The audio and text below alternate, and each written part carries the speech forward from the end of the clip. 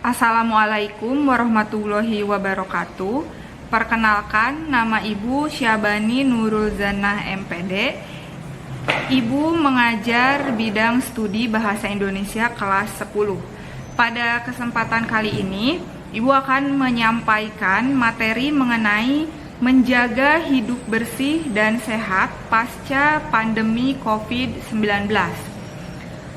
Awal tahun ini, dunia digegerkan dengan pandemi COVID-19.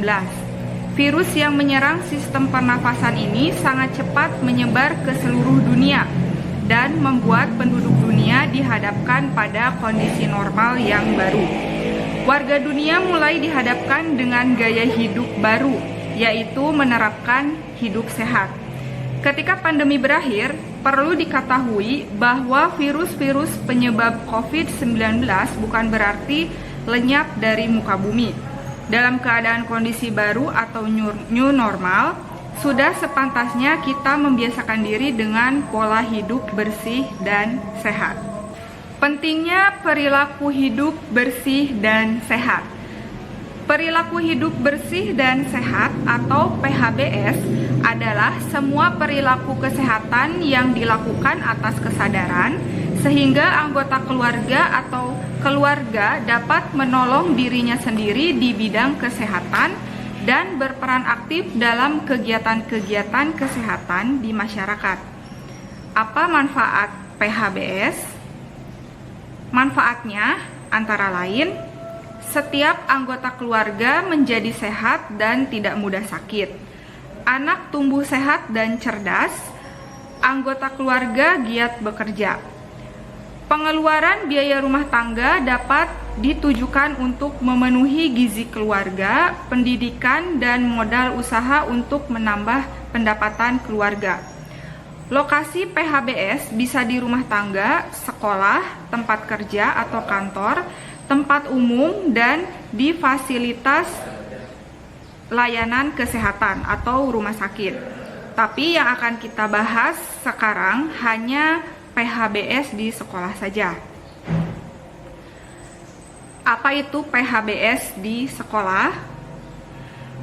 PHBS di sekolah adalah kebiasaan atau perilaku positif yang dilakukan oleh siswa, guru, penjaga sekolah, orang tua siswa, dan yang lain dengan kesadarannya untuk mencegah penyakit, meningkatkan kesehatan, serta aktif menjaga lingkungan sehat di sekolah. Selanjutnya, ada 8 faktor PHBS di sekolah. Yang pertama, mencuci tangan dengan air mengalir dan memakai sabun. Air yang tidak bersih mengandung kuman dan bakteri penyebab penyakit. Sabun dapat membersihkan kotoran dan menghilangkan kuman penyakit. Oleh karena itu, biasakanlah mencuci tangan dengan air bersih dan mengalir dan memakai sabun. 5 langkah mencuci tangan dengan sabun yang benar. Mungkin kalian sudah banyak melihat video-video mengenai cuci tangan dengan sabun yang benar. Tapi di sini Ibu akan mengingatkan kembali. Yang pertama itu kalian harus basahi tangan seluruhnya dengan air bersih yang mengalir.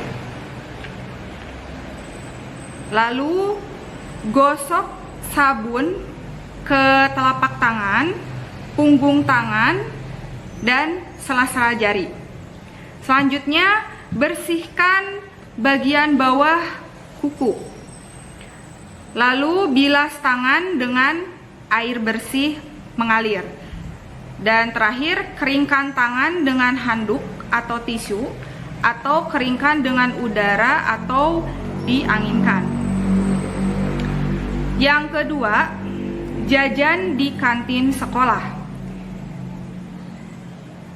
Bila kalian jajan di kantin sekolah, kalian harus memperhatikan apakah jajanan yang kalian beli itu bersih, apakah jajanan yang kalian beli itu bergizi, atau apakah jajanan yang kalian beli itu sehat dan aman.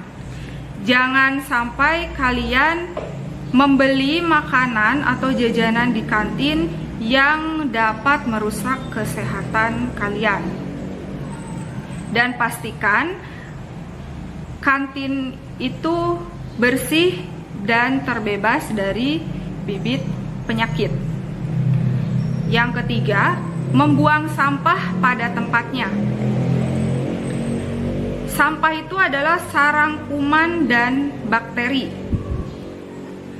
Sampah dibedakan menjadi sampah organik dan anorganik. Organik contohnya sampah dapur, sisa sayuran, dan lain-lain. Anorganik contohnya logam, botol, plastik, dan lain-lain.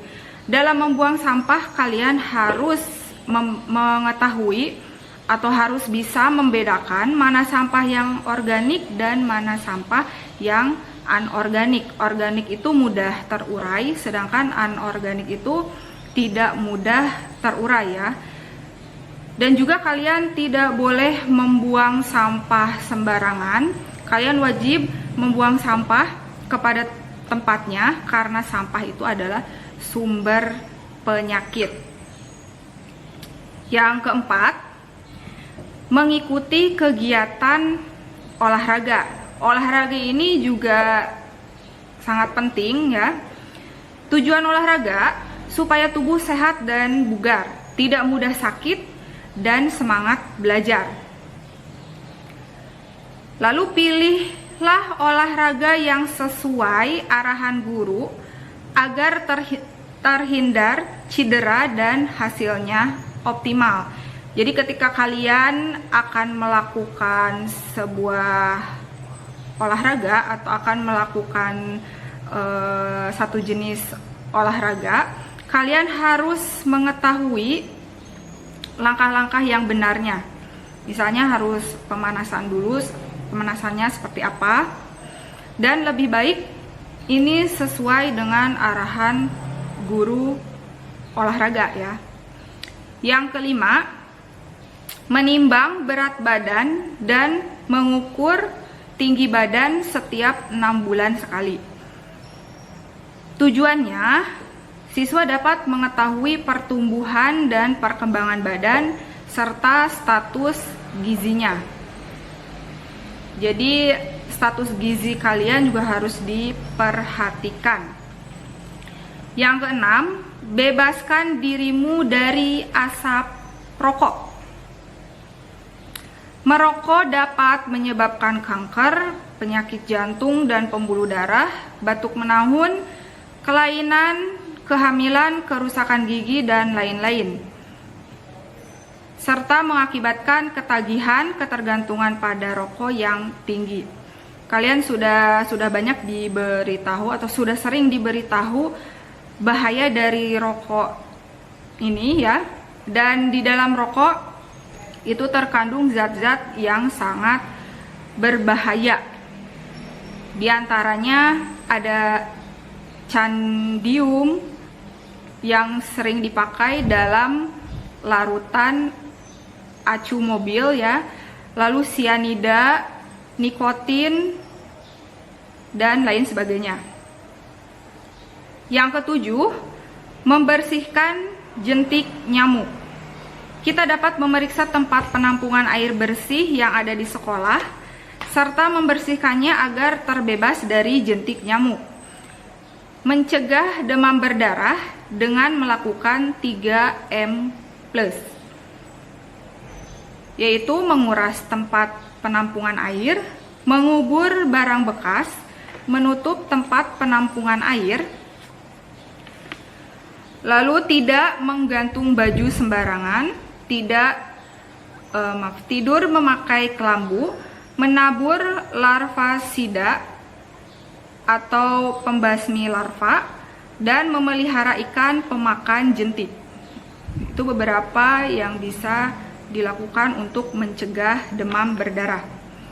Yang ke-8, buang air kecil dan buang air besar di jamban sekolah untuk menjaga lingkungan sekolah selalu sehat, bersih, dan tidak berbau.